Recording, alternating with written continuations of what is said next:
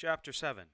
Have you ever been approached by a grim-looking man carrying a naked sword with a blade about 10 miles long in his hand in the middle of the night beneath the stars on the shores of Lake Michigan? If you have, seek professional help. If you have not, then believe you me, it can scare the bejesus out of you.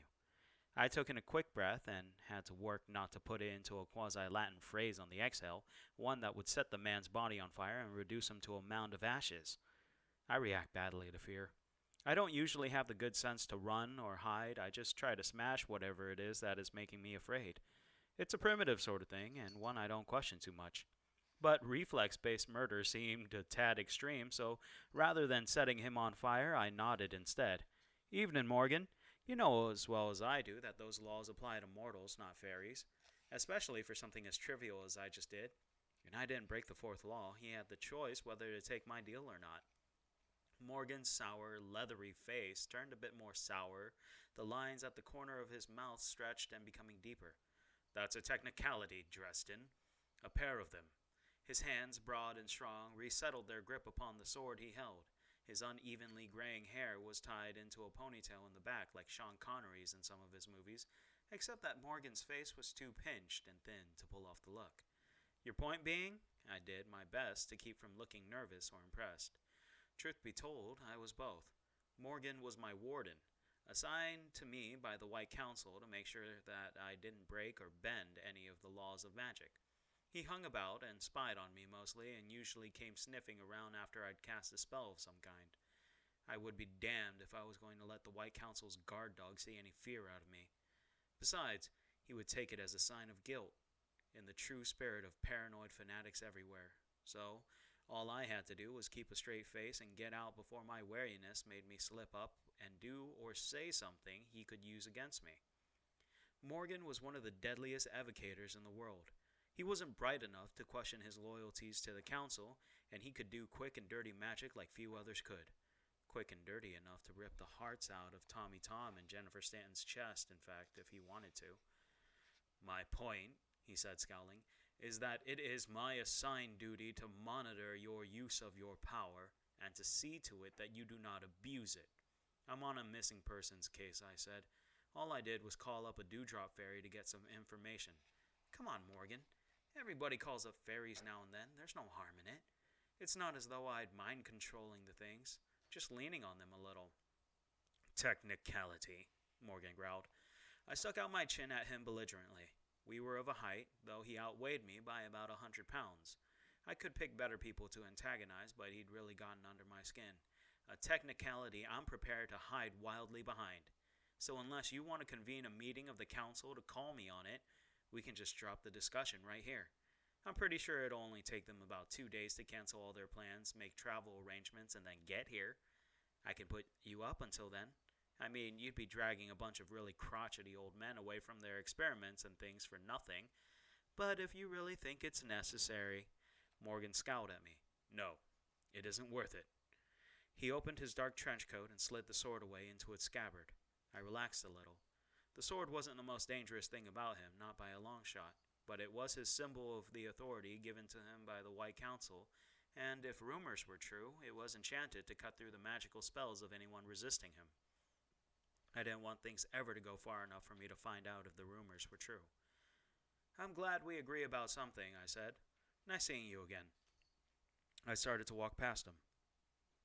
Morgan put one of those big hands on my arm as I went by, and his fingers closed around it. I'm not finished with you, Dresden. I didn't dare mess around with Morgan when he was acting in his role as a warden of the White Council, but he wasn't wearing that hat now. Once he'd put the sword away, he was acting on his own without any more official authority than any other man, or at least that was the technical truth. Morgan was big on technicalities. He had scared the heck out of me and annoyed the heck out of me in rapid succession. Now he was trying to bully me. I hate bullies. So, I took a calculated risk, used my free hand, and hit him as hard as I could in the mouth. I think the blow startled him more than anything.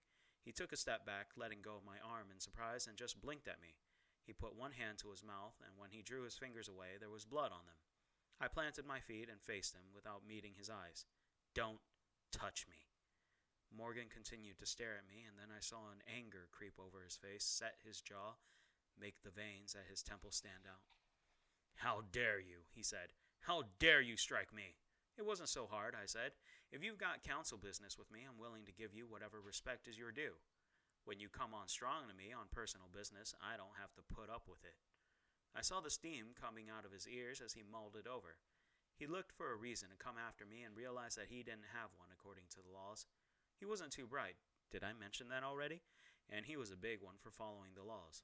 "You're a fool, Dresden," he sputtered finally. "An arrogant little fool." "Probably," I told him. I tensed myself to not move quickly if necessary. I may not like to run away from what scares me, but I try not to fight hopeless battles either, and Morgan had me by years of experience and 100 pounds at least. There was no law of magic that protected me from him and his fists either, and if that occurred to him, he might decide to do something about it. That punch I'd landed had been lucky coming out of the blue. I wouldn't get away with it again. "Someone killed 2 people with sorcery last night, Dresden. I think it was you. And when I find out how you did it and can trace it back to you, don't think you're going to live long enough to cast the same spell at me." Morgan swiped at the blood with one big fist. It was my turn to blink. I tried to shift mental gears to keep up with the change in subject. Morgan thought I was the killer. And since Morgan didn't do too much of his own thinking, that meant that the White Council thought I was the killer. Holy shit. Of course, it made sense from Morgan's narrow and single-minded point of view. A wizard had killed someone. I was a wizard who had already been convicted of killing another with magic, even if the self-defense clause had kept me from being executed. Cops looked for people who had already committed crimes before they started looking for other culprits. Morgan was just another kind of cop as far as I was concerned. And as far as he was concerned, I was just one more dangerous con. "You're not serious," I told him. "You think I did it?" He sneered at me. His voice was contemptuous, confident, and seething with absolute conviction. "Don't try to hide it, Dresden. I'm sure you think you're clever enough to come up with something innovative that we hide-bound old men won't be able to trace. But you're wrong. We'll determine how you did it, and we'll follow it back to you. And when we do, I'll be there to make sure you never hurt anyone again." "Knock yourself out," I told him. It was hard, really hard, to keep my voice as blithe as I wanted it to sound. "I didn't do it, but I'm helping the police find the man who did." "The police?" Morgan asked. He narrowed his eyes as though gauging my expression. "As if they could have any authority on this matter. They won't do you any good. Even if you do set someone up to take the fall for you under mortal law, the White Council will still see that justice is done." His eyes glittered, fanatic bright, underneath the stars. "Whatever. Look, if you find something out about the killer, anything that could help the cops out, would you give me a call?" Morgan looked at me with profound distaste. "You ask me to warn you when we're closing in on you, Dresden? You are young, but I never thought you stupid." I bit back the obvious comment that leapt to mind. Morgan was on the edge of outrage already. If I'd realized how rabid he was to catch me slipping, I wouldn't have added more fuel to his fire by hitting him in the mouth. Okay, I probably still would have hit him in the mouth, but I wouldn't have done it quite so hard. "Good night, Morgan," I told him. I started to walk away again before I could let my mouth get me into more trouble. He moved faster than I would have given a man his age credit for. His fist went across my jaw at approximately a million miles an hour, and I spun down to the dirt like a string-cut puppet. For several long moments, I was unable to do anything at all, even breathe. Morgan loomed over me. "We'll be watching you, Dresden." He turned and started walking away, the shadows of the evening quickly swallowing up his black coat. His voice drifted back to me.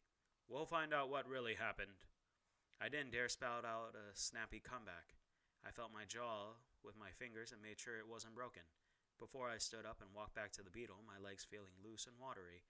I fervently hoped that Morgan would find out what had really happened. It would keep the White Council from executing me for breaking the first law, for one thing. I could feel his eyes on my back all the way to the beetle. Damn that Morgan. He didn't have to take quite so much pleasure in being assigned to spy on me. I had a sinking feeling that anywhere I went over the next few days, he would be likely to turn up, watching. He was like this big cartoon tomcat waiting outside the mouse hole for the little mouse to stick its nose out so he could smash it flat with one big paw. I was feeling a lot like that little mouse. I let that analogy cheer me up a bit. The cartoon cats always seem to get the short end of the stick in the final analysis. Maybe Morgan would too. Part of the problem was that seeing Morgan always brought up too many memories of my angsty teenage days. That was when I started to learn magic, when my mentor had tried to seduce me into black wizardry, and when he had attempted to kill me when he failed. I killed him instead, mostly by luck, but he was just as dead, and I'd done it with sorcery. I broke the first law of magic, thou shalt not kill. There's only one sentence if anyone is found guilty, and one sword that they use to carry it out. The White Council commuted the death sentence because tradition demands that a wizard can resort to the use of deadly force if he is defending his own life or the lives of the defenseless, and my claim that I had been attacked first could not be contested by my master's corpse. So instead, they'd stuck me on some kind of accelerated probation. One strike and I was out. There were some wizards who thought that the judgment against me was a ludicrous injustice. I happened to be one of them, but my vote didn't really count. And others who thought that I should have been executed regardless of extenuating circumstances. Morgan belonged to that latter group. Just my luck. I was feeling more than a bit surly at the entire White Council, benevolent intentions aside. I guess it only made sense that they'd suspect me, and God knows I'd been a thorn in their side, flying in the face of tradition by practicing my art openly. There were plenty of people on the council who might well want me dead. I would have to start being more careful. I rolled down the Beatles' windows on the way back to Chicago to help me stay awake.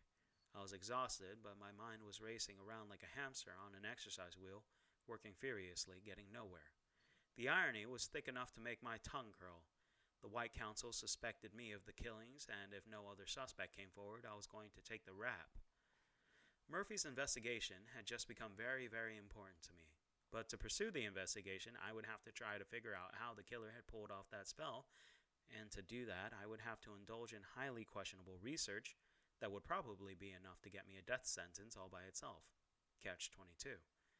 If I had any respect at all for Morgan's intelligence, I would have suspected him of pulling off the killings himself and setting me up to take the blame, but that just didn't track. Morgan might twist and bend the rules to get what he saw as justice, but he'd never blatantly violate them. But if not Morgan, then who could have done it? There just weren't all that many people who could get enough power into that kind of spell to make it work, unless there was some flaw in the quasi-physics that governed magic that let hearts explode more easily than other things, and I wouldn't know that until I had pursued the forbidden research. Bianca would have more information on who might have done it. She had to. I had already planned on talking to the vampiress, but Morgan's visit had made it a necessity rather than merely a priority.